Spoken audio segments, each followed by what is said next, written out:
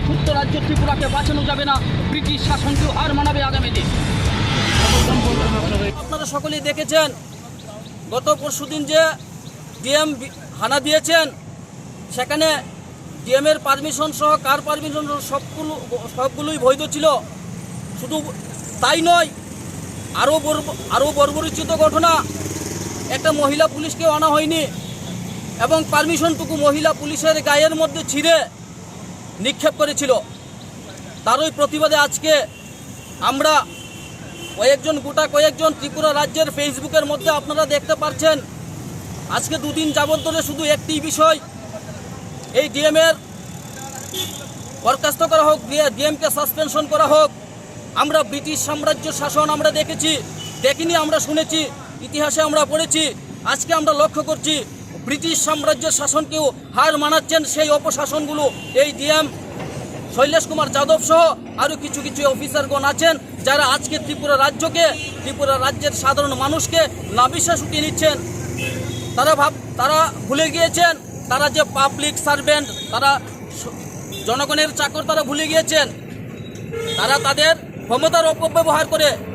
এই অর্থেই শুধু ক্ষমতার অপব্যবহার শুধু তাদের উপরেই করেননি, আপনারা যারা সাংবাদিক আছেন, সাংবাদিকরাও বিভিন্ন অফিসারগুলো কিছুদিন আগেও দু মাস আগে এডিএম সাহেব একজন আপনাদেরকে হেনস্থা করেছেন।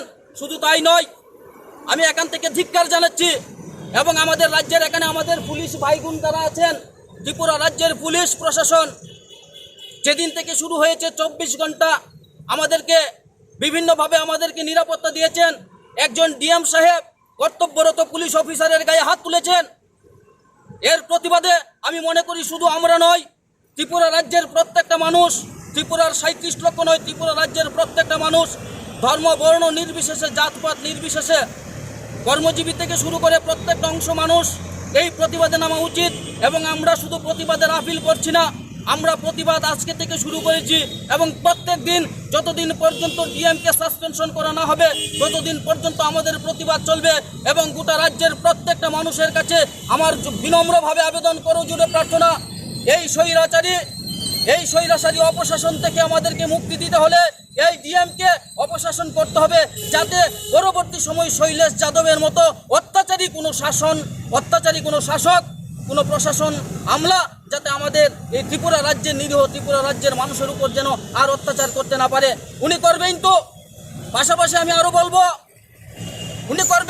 উনারা করবেন, কারণ ত্রিপুরা রাজ্যের মধ্যে শুধু যে আইএস আইপিএস অফিসারগুলো আছেন, সমস্ত ক্যাডারগুলো দিল্লি থেকে এবং ইউপিএস ক্যাডারের তারা কলকাতা থেকে আনা হচ্ছে না। এই বিষয়ে আমার নয়, শুধু আপনাদের ভাবা উচিত। আমরা বাঙালি, ত্রিপুরা রাজ্যের মানুষ, বাংলা ভাষাভাষী, আজকে বাইরের অফিসারগুলো আসছে, আমাদের নমিনেট আইএস দিয়ে এই ত্রিপুরা রাজ্যকে চালানো যেত। এই জায়গার মধ্যে দাঁড়িয়ে আমি সমস্ত রাজ্যবাসীর কাছে আমি বিনম্রভাবে আপিল করব, দলমত নির্বিশেষে, জাতপাত নির্বিশেষে সকল অংশের মানুষকে আপিল করব, আপনারা প্রতিবাদী হন। আপনারা যেভাবে ফেসবুকে, ত্রিপুরা রাজ্যের মানুষ যেভাবে ফেসবুকে আলোড়ন তৈরি করেছিলেন এই ডিএমের ব্যাপারে, শুধু ফেসবুকে আলোড়ন তৈরি করলে হবে না, আমাদের সময় হয়েছে, জাগতে হবে, প্রত্যেকটা মানুষকে জাগতে হবে, না হলে আগামী দিন। উনি বলে থাকেন সব সময়, আমি 37 লক্ষ জনতার মুখ্যমন্ত্রী, জনদরদী মুখ্যমন্ত্রীর কাছে আমার আপিল, আপনি যদি 37 লক্ষ ত্রিপুরাবাসীর জনদরদী মুখ্যমন্ত্রী হয়ে থাকেন, তাহলে আপনাকে আমি চিঠি দিয়েছিলাম গতকালকে, 12 ঘন্টা না আরও 18 ঘন্টা অতিক্রান্ত হয়েছে, আপনি এখনো স্বৈরাচারী ডিএমের বিরুদ্ধে কোনো ব্যবস্থা নেননি। হ্যাঁ, আপনি বলতে পারেন আমি তদন্ত বসেছি, কিসের তদন্ত হবে? কোনো তদন্ত চাই না।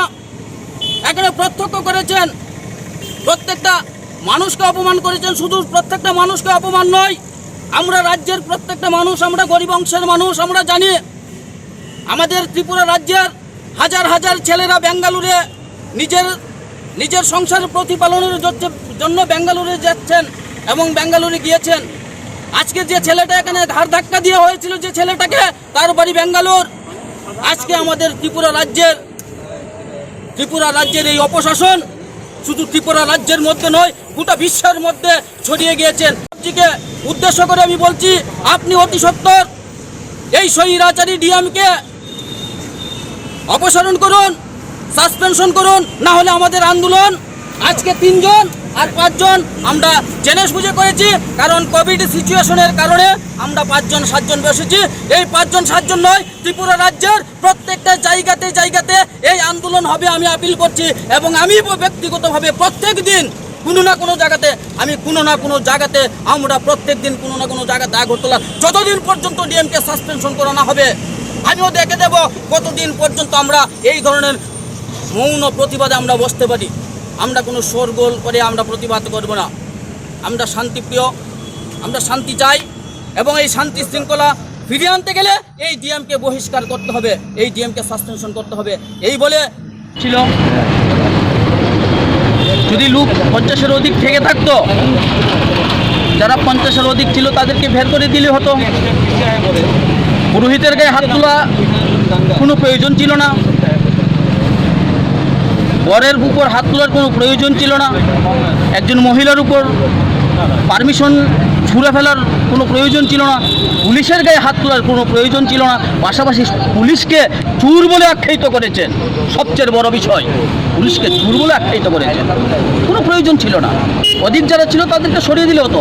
তারপরে পাশাপাশি আমরা এই ছোট্ট রাজ্য ত্রিপুরা, কৃষির উপর নির্ভরশীল। কত বড় সে স্পর্ধা খাবারের থাল থেকে মানুষগুলিকে উঠিয়ে দিয়েছে। আমরা জানি অতিথি দেব ভব, ভারতবর্ষের ধর্ম। আজকে বেঙ্গালুরু থেকে ছেলেটা বিয়ে করতে এলো, আজকে মানুষ টাউনের থালে বসলো, আমরা অন্যকে আমরা লক্ষ্মী হিসেবে স্বীকৃতি দেই। আজকে সেই জায়গা থেকে লক্ষ্মীকেও পর্যন্ত খাবারকে অবমাননা করেছেন। যে খাবারকে আমরা বেঁচে থাকি, যে খাবারের জন্য আমরা আজকে এই লড়াই সংগ্রাম জীবন জীবিকার জন্য আমরা দিনকে রাতকে দিন পরিশ্রম করছি, সেই বিষয়টাও একবার ভাবনার বিষয়। সকলকে নমস্কার, ধন্যবাদ।